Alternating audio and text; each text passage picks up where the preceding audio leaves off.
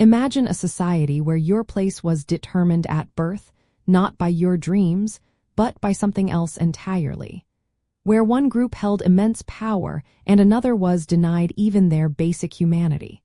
This is the complex world we explore when we look at the American South before the Civil War. The social order in the antebellum South was fundamentally defined by a rigid hierarchy centered on race, land ownership, and the institution of slavery.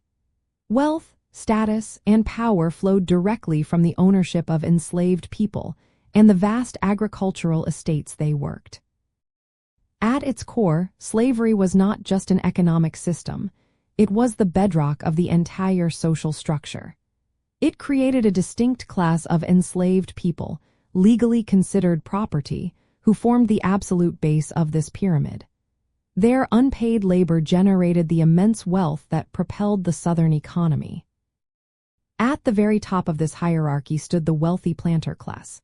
This small elite group owned large tracts of land and hundreds of enslaved individuals.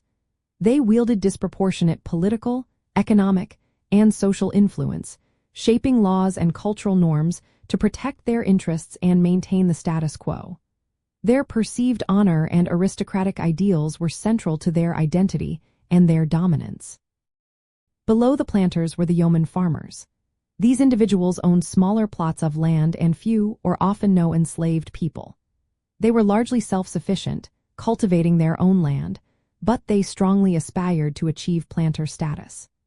Crucially, they supported the institution of slavery because it affirmed their racial superiority and provided a clear social ladder, ensuring they were not at the very bottom of society.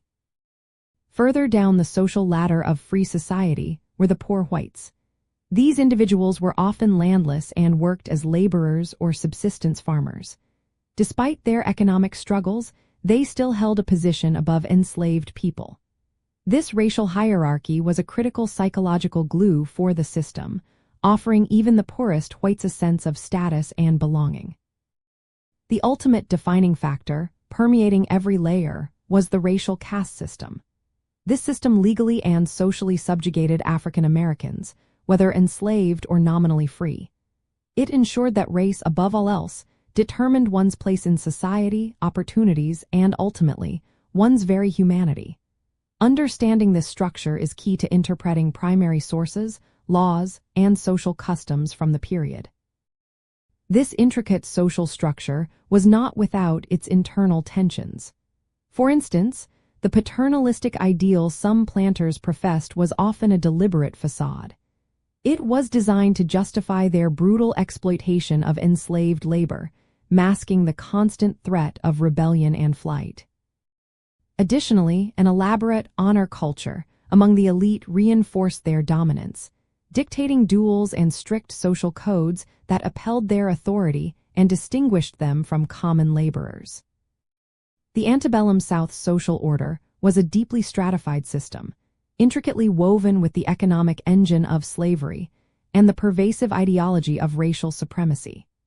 Recognizing this hierarchy, from the powerful planter class to the cruelly subjugated enslaved population, is essential for comprehending the profound inequalities and deep-seated tensions that ultimately propelled the nation toward civil war.